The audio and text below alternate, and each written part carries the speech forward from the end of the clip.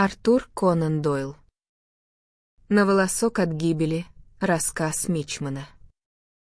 Есть ли во всей природе что-либо более прекрасное и воодушевляющее, чем вид Великого океана, когда над ним проносится веселый бриз, а солнце озаряет своими лучами длинные зеленые гребни с их снежными вершинами? Поистине должно быть печально сердце, которое не отзывается на жизнерадостный плеск валов и их рокот на прибрежной гальке. Однако бывают времена, когда этот вздымающийся гигант пребывает в ином, более мрачном настроении. Те, кому, подобно мне, доводилось долгую ночь метаться по темным водам, пока огромные волны в своей ярости плевали в них пеной, а свирепые ветры выли над головой, будут и впредь смотреть на море совсем другими глазами. Каким бы мирным оно ни казалось, они всегда будут различать стоящееся чудовище под его улыбающейся поверхностью. Это великий дикий зверь с непредсказуемым нравом и неисчислимой силой. Лишь однажды за те долгие годы, что я провел в море, я оказался во власти этого монстра. К тому же в тот раз обстоятельства грозили куда более ужасной катастрофой, нежели потеря моей собственной единственной жизни. Я решил записать как можно более кратко и точно все факты, связанные с тем приключением и его весьма примечательными последствиями. В 1868 году я был 14-летним мальчишкой и только что завершил свое первое плавание на Парагвае, одном из лучших судов прекраснейшей из тихоокеанских линий, где я служил мичманом. По прибытии в Ливерпуль наш корабль поставили на прикол примерно на месяц, и я получил отпуск, чтобы навестить своих родственников, живших на берегах Клайда. Я устремился на север со всей пылкостью юноши, который впервые побывал за границей и встретил самый теплый прием со стороны родителей и моей единственной сестры. Я никогда не знал в жизни большего удовольствия, чем то, какое эти воссоединения приносят любящему юноше.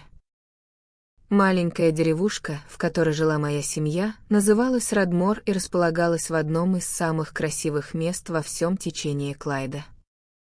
Собственно, именно природные преимущества этого места и побудили моего отца приобрести там виллу. Наши угодья спускались к самой кромке воды и включали небольшой деревянный причал, выступавший в реку. Рядом с этим причалом стояла на якоре небольшая яхта, принадлежавшая прежнему владельцу и вошедшая в состав остального имущества при покупке ее моим отцом. Это был щегольской маленький клипер водоизмещением около 3 тонн, и как только мои глаза упали на него, я решил, что обязательно испытаю его мореходные качества. У моей сестры в то время гостила ее младшая подруга Мод Самтер, и мы втроем совершали частые экскурсии по округе, а иногда выходили в залив Ферт, чтобы порыбачить. Во всех этих морских экспедициях нас сопровождал старый рыбак по имени Джо Крейт, которому мой отец полностью доверял. Поначалу мы были даже рады компании старика, нас забавляли его болтливая речь и странные воспоминания. Однако через некоторое время нас начала возмущать сама мысль о том, что над нами поставлен опекун, и эта обида тяготила меня с двойной силой, ибо я, как истинный мичман, пал жертвой голубых глаз и золотых волос хорошенькой подружки моей сестры. Я полагал, что без нашего лодочника у меня появилось бы множество возможностей проявить свою галантность и нежные чувства. Кроме того, казалось чудовищным, что настоящему моряку, пусть и всего 14 лет от роду, который уже обогнул мыс Горн, нельзя доверить командование лодкой в Тихом Шотландском заливе. Мы свели наши 3 юные головы над этим вопросом, и результатом стало единодушное решение взбунтоваться против нашего старого командира. Привести наше решение в исполнение оказалось не так уж трудно. Одним ярким зимним днем, когда весело светило солнце, но довольно крепкий ветер покрывал рябью поверхность воды, мы объявили о своем намерении отправиться на прогулку под парусом, и Джо Крейт, как обычно, был вызван из своей хижины, чтобы сопровождать нас. Я помню, что старик очень недоверчиво посмотрел сначала на барометр в прихожей моего отца, а затем на восточное небо, где облака громоздились в гигантские кучевые тучи. вы бы не ходили далеко сегодня», — сказал он, качая своей седой головой. «Похоже, к вечеру разыграется сильный шторм». «Нет-нет, Джок!» — закричали мы хором. «Мы не собираемся далеко». Старый моряк спустился с нами к лодке, все еще бормоча свои предчувствия по поводу грядущей погоды. Я шествовал со всем достоинством главного заговорщика, в то время как моя сестра и Мот шли следом в предвкушении, полные робости и восхищения моей дерзостью. Когда мы добрались до лодки, я помог лодочнику поставить грот и кливер, и он уже собирался отдать швартовы, когда я пошел с козыря, который держал про запас. «Джок», — сказал я, незаметно протягивая ему шиллинг, — «боюсь, когда мы выйдем в залив, вы замерзнете. Вам лучше выпить чего-нибудь горячего перед нашим отплытием». «И то правда, молодой хозяин», — с расстановкой произнес Джок. «Я уже не так молод, как прежде, а кофе хорошо спасает от холода». «Сбегайте к дому», — добавил я, — «мы можем подождать вашего возвращения». Бедный старый Джок, не подозревая о предательстве, направился в сторону деревни и вскоре скрылся из виду. Едва он исчез, 6 послушных маленьких рук принялись за работу, отдавая швартовы, и меньше чем через минуту мы уже отошли от берега и лихо устремились к середине залива Ферт-оф-Клайд. Под полными парусами маленькая лодка накренилась так, что ее подветренный планширь сравнялся с водой. Когда мы врезались в волны, брызги осыпали нос лодки дождем и заплеснули нашу палубу. Далеко на берегу мы увидели старого Джока, которого деревенские жители предупредили о нашем побеге. Он взволнованно и возбужденно бегал взад и вперед, размахивая руками. Как же мы смеялись над бессильным гневом старика, как забавлялись соленой пеной, которая мочила наши лица и оседала на губах. Мы пели, резвились, играли, а когда устали от этого, девочки уселись на корме, пока я держал румпель и рассказывал множество историй о своем морском опыте и о происшествиях в моем первом и единственном плавании. Поначалу мы никак не могли решить, каким курсом нам идти и куда держать путь. Однако после недолгого обсуждения было единогласно решено направиться к выходу из залива. Старый Джок всегда избегал открытого моря и кружил в реке, поэтому теперь, когда мы низложили нашего ветерана-командира, нам показалось, что это отличная возможность показать, на что мы способны без него. К тому же ветер дул с востока и благоприятствовал нашей затее. Мы развернули грот как можно шире и, крепко удерживая румпель, быстро побежали по ветру в сторону моря. Позади нас огромная масса кучевых облаков вытянулась и разрослась, но солнце все еще светило ярко, заставляя гребни волн искриться, подобно длинным огненным хребтам. Берега залива, расстояние между которыми составляло 4 или 5 миль, были густо покрыты лесом, и многие прекрасные виллы и величественные замки выглядывали из-за деревьев, пока мы проносились мимо. Далеко позади мы видели длинную полосу дыма, указывающую на то место, где лежали Гринок и Глазго с их тысячами трудящихся жителей. Впереди вздымался величественный горный пик Готфилл на острове Аран, чью вершину кокетливо окутывали облака. А на севере, в лиловой дали, тянулись горные хребты, занимавшие весь горизонт и отбрасывавшие странные тени, когда яркие лучи солнца падали на их скалистые склоны. Мы были не одиноки, продвигаясь по этой великой водной артерии, которая несет к морю всю торговлю Западной Шотландии. Суда всех размеров и очертаний то и дело проходили мимо нас. Юркие маленькие пароходики, тяжело отдуваясь, проносились мимо со своими толпами жителей Глазго, направлявшихся в большой город или возвращавшихся из него. Яхты, катера и рыбацкие лодки сновали во всех направлениях. Одна из таких лодок пересекла наш курс, и кто-то из ее команды, грубый бородатый малый, что-то хрипло крикнул нам, но из-за ветра мы не смогли разобрать слов. Когда мы приблизились к морю, мимо нас медленно прошел огромный атлантический лайнер. Его большая желтая труба изрыгала клубы дыма, а гудок ревел, предупреждая мелкие суда, чтобы те уступали дорогу. Пассажиры выстроились вдоль борта, наблюдая, как мы проносимся мимо, и мы очень гордились нашей маленькой лодкой и самими собой. Мы взяли с собой немного бутербродов и бутылку молока, так что причин прерывать плавание не было. Мы продолжали идти вперед, пока не поравнялись с Ардрасаном, который находится у самого устья реки, прямо напротив острова Аран, лежащего в открытом море. Ширина пролива в этом месте составляет около 8 миль, и обе мои спутницы в один голос стали требовать, чтобы мы пересекли его. «Похоже, собирается буря», — сказал я, взглянув на нависающую позади нас массу облаков. «Думаю, нам лучше повернуть назад». Пожалуйста, давай доплывем до Арана». Восторженно воскликнула маленькая Мот.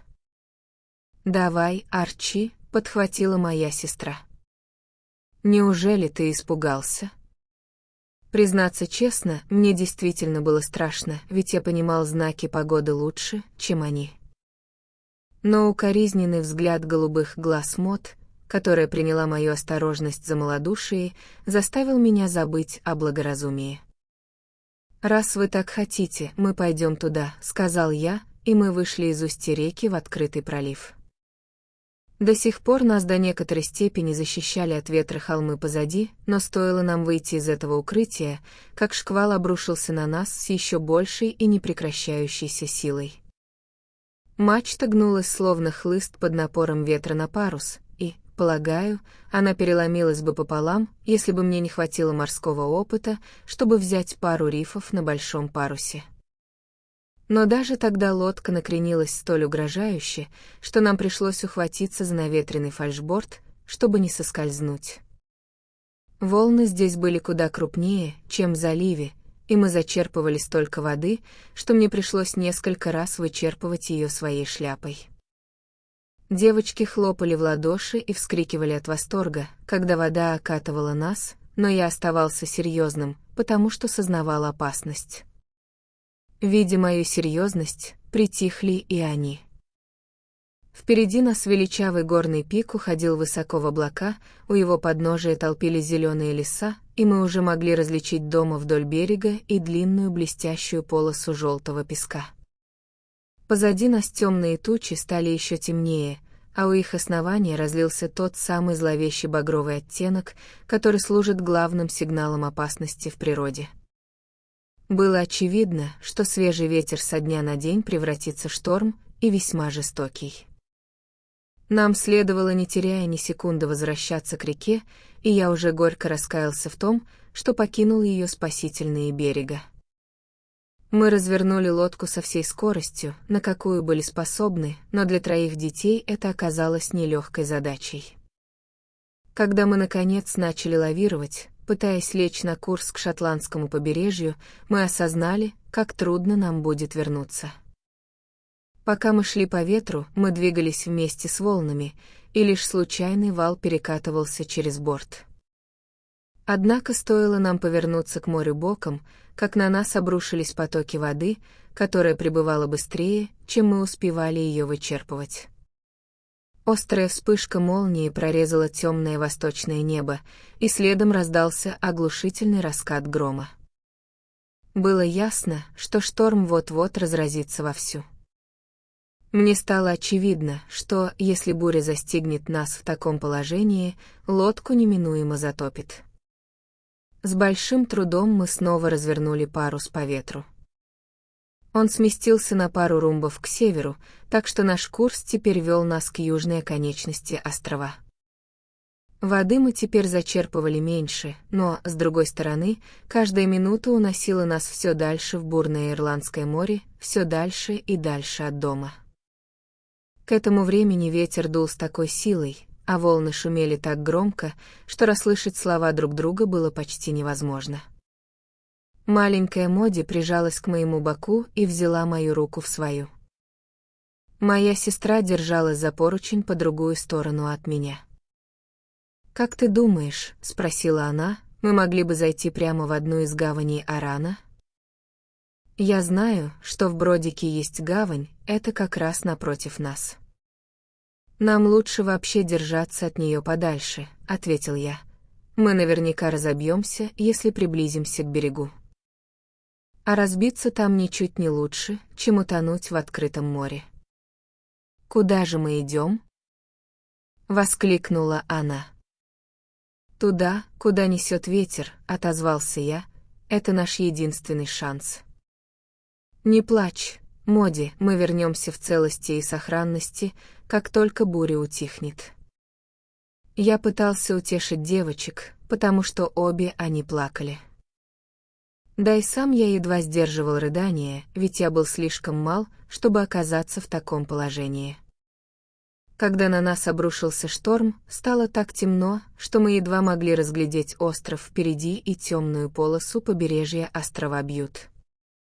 Мы летели по воде с огромной скоростью, скользя по вершинам бурлящих волн, в то время как ветер выл и визжал в наших снастях, словно весь воздух наполнился преследующими нас демонами, жаждущими нашей гибели.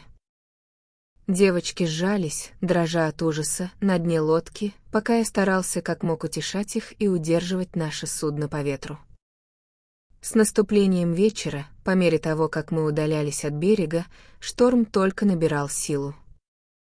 Огромные темные валы вздымались высоко над нашей мачтой, так что, когда мы оказывались в ложбине между волнами, мы не видели ничего, кроме мрачных водяных стен впереди и позади нас.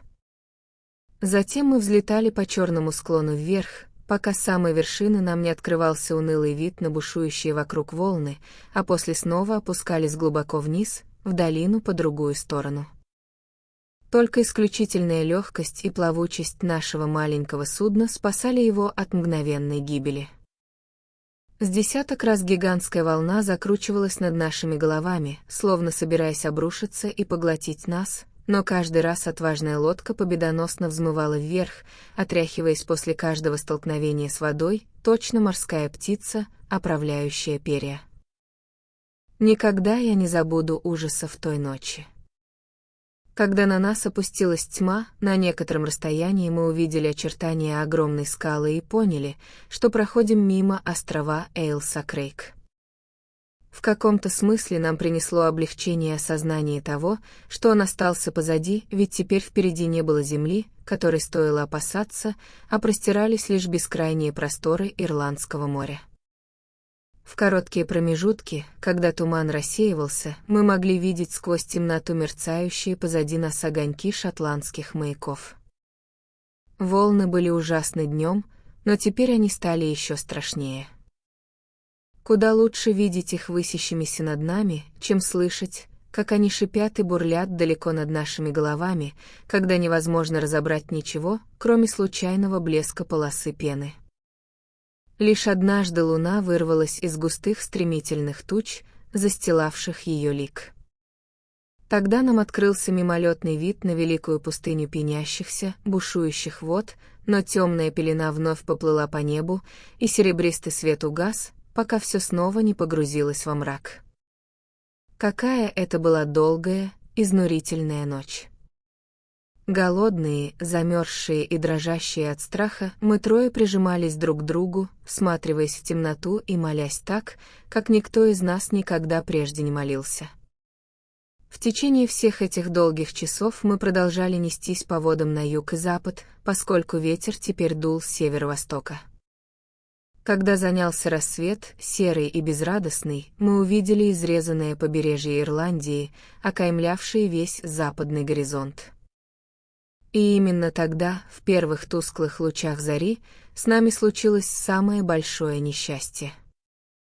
Было ли это результатом длительного напряжения или же Сейл подхватил порыв ветра особенной силы, мы так и не узнали, но вдруг раздался резкий треск, звук разрывающейся ткани, и в следующий миг наша мачта уже волочилась за бортом, а снасти и паруса хлопали по поверхности воды. В то же мгновение, как только наш ход замедлился, огромная волна перекатилась через борт и едва не затопила нас. К счастью, удар был такой силы, что он развернул нашу лодку носом к волнам. Я судорожно принялся вычерпывать воду кепкой, потому что лодка была полна наполовину, и я знал, что еще немного, и она пойдет ко дну. Но как ни быстро я выбрасывал воду, ее прибывало еще больше. Именно в этот момент, когда все казалось потерянным, я услышал радостный крик моей сестры, подняв глаза, увидел большой паровой катер, пробивавшийся к нам сквозь шторм. И тогда слезы, которые я так долго сдерживал, хлынули из глаз, и я полностью разрыдался от того облегчения, которое охватило нас, когда мы поняли, что спасены. Нашим спасителям было нелегко выручить нас, так как близкое соприкосновение двух маленьких судов было опасным для обоих. Однако нам бросили канат, и послушные руки на другом конце вытянули нас одного за другим в безопасное место. Моди упала в обморок, а мы с сестрой были настолько ослаблены холодом и усталостью, что нас, беспомощных, перенесли в каюту катера. Там нам дали горячего супа, после чего мы уснули, несмотря на бортовую и килевую качку маленького судна. Как долго мы спали, я понятия не имею, но когда мы проснулись, было, по всей видимости, уже далеко за полдень. Моя сестра и Моди лежали на койке напротив, и я видел, что они все еще спят. Высокий темнобородый человек склонился над картой, приколотой к столу, и измерял расстояние парой циркулей. Когда я зашевелился, он взглянул на меня и увидел, что я проснулся. «Ну что, приятель», — весело сказал он, — «как ты теперь себя чувствуешь?» «Все в порядке», — ответил я, — «благодаря вам». «Все висело на волоске», — заметил он. «Ваша лодка затонула в течение 5 минут после того, как вы перешли к нам на борт. Имеешь ли ты представление, где вы сейчас находитесь?» «Нет», — сказал я, — «вы как раз у острова Мэн. Мы собираемся высадить вас там, на западном побережье, где нас вряд ли кто-нибудь увидит. Ради этого нам пришлось сойти с курса, и я предпочел бы доставить вас во Францию, но капитан считает, что вас следует отправить домой как можно скорее». «А почему вы не хотите, чтобы вас видели?» — спросил я, приподнявшись на локте. «Неважно», — отрезал он, — «не хотим, и этого достаточно. Кроме того, ты и эти девочки должны помалкивать о нас, когда вы садитесь. Вы должны говорить, что вас спасла рыбацкая лодка». «Хорошо», — согласился я. Я был сильно удивлен той настойчивости, с которой этот человек обратился с просьбой. Что за судно было это, на которое мы попали? Контрабандисты, возможно, или, безусловно, что-то незаконное, иначе к чему такая тревога из-за того, что их могут увидеть? И все же они были добры и хороши к нам, так что, кем бы они ни были, не нам было их разоблачить. Пока я лежал и размышлял над этим вопросом, на палубе послышалась внезапная суета, и в люк заглянула голова. «Впереди судно, похожее на канонерскую лодку», — произнес голос. Капитан, ибо именно им я посчитал этого темноволосого человека, бросил свои циркули и бросился на палубу. Минуту спустя он спустился, явно сильно взволнованный. «Живее», — скомандовал он, — «мы должны избавиться от вас прямо сейчас». Он разбудил девочек, и нас троих поспешно переправили к борту и усадили в шлюпку, которой управляла пара матросов. Холмистый берег острова находился не более чем в 1 или 2 сотнях ярдов. Когда я пересаживался в шлюпку, мужчина средних лет в темной одежде и сером пальто положил руку мне на плечо. «Помни», — произнес он, — «молчание. Ты можешь причинить много вреда». «Не слова», — ответил я. Он помахал нам на прощание, когда наши гребцы налегли на весла, и через несколько минут мы снова ощутили под ногами сухую землю. Шлюпка быстро поплыла обратно, а затем мы увидели, как катер устремился на юг, явно стремясь избежать встречи с большим кораблем, который дымил вдали. Когда мы посмотрели снова, он был всего лишь точкой на воде, и с того дня до нынешнего мы больше никогда ничего не видели и не слышали о наших спасителях. К счастью, у меня в кармане оказалось достаточно денег, чтобы отправить телеграмму отцу, а затем мы остановились в гостинице в Дугласе, пока он сам не приехал, чтобы забрать нас. Страх и неизвестность выбелили его волосы, но он был вознагражден за все, когда снова увидел нас и сжал в своих объятиях.